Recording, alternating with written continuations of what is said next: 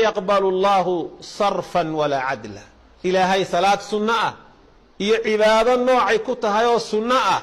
هي مد فرضة إلهي كما أقبله وسدح قولوا ضدك كمية سدح ذا قول كو حكا عاق عاسي والد قف عاسي والدينا سنة هي فرض نوع كتها سون هي صلاة هي صدقه إلهي كأقبل ما سبحانه وتعالى عبادة كفتوصل معي وهل بعد نقول لسي عاسي والدني ماذا كينيس qofka labaadna waa qofka abaal sheegadka badan dadka intuu wax taro ayuu abaal sheeganaya hadana ka saddexaadna waa qofka qadarka ilaahay dafirsan waxaan sidee ku dhaceen maba qaadanaya mada waa dafirsan qadarka ilaahay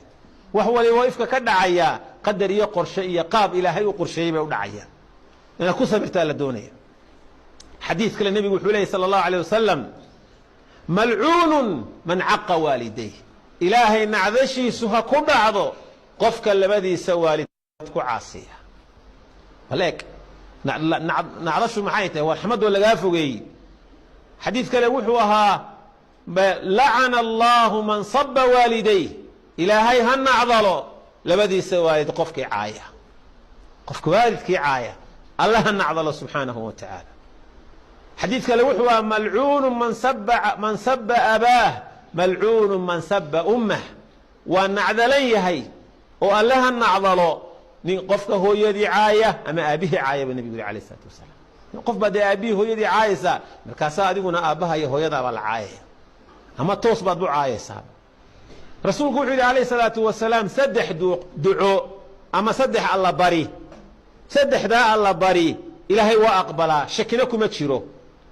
دعاء كواد ودعوة الوالد ودعاء والدك ولدك سأدعيه إلهي وأقبليه دعاء سدع لبارنا ودعوة المسافر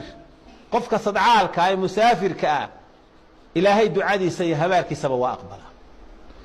دعاء سدحادنا ودعوة المظلوم قفل الدلميي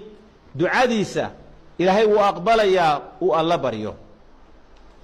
رسولك صلوات الله وسلامه عليه صحابتي سنين كمد حديث ابن ماجه أيا من صحابي يمد رسولك إله يو دردارا رسولك هو دردار ميا إلزم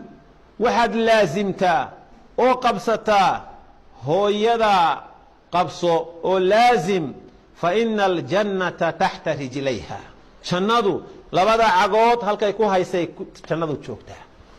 دبارني ما وصمي جنات ku gashidi sidaas rasuulku sheegay salawaatu Ilaahi wa salaamu alayhi ducada habaarku marka ma sahlan waalidku waxaan garanayaa anigoo arday iskuul ka dhigata ah hoose ayaa waxaan arki jiray nin waalan oo magaalada gidaarada mar mid fadhiya ninkaasi wax kale ma akhriyo marka waxaan filayaa 10 jir meelaas qiyaastii baan ahaa ninkaasi waa nin feedha qaawan sarwaal yaroo gaaban buu xidhan yahay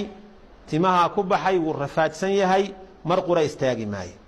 marba meherad buu hor fadhiisanaya marba waa ordaya marba halkaas uu maraya hal eray buu ku celcelinaya wuxuu leeyahay habaar waalid aniga qabo isku huba ma harsado wuu leeyahay wax kale ma leh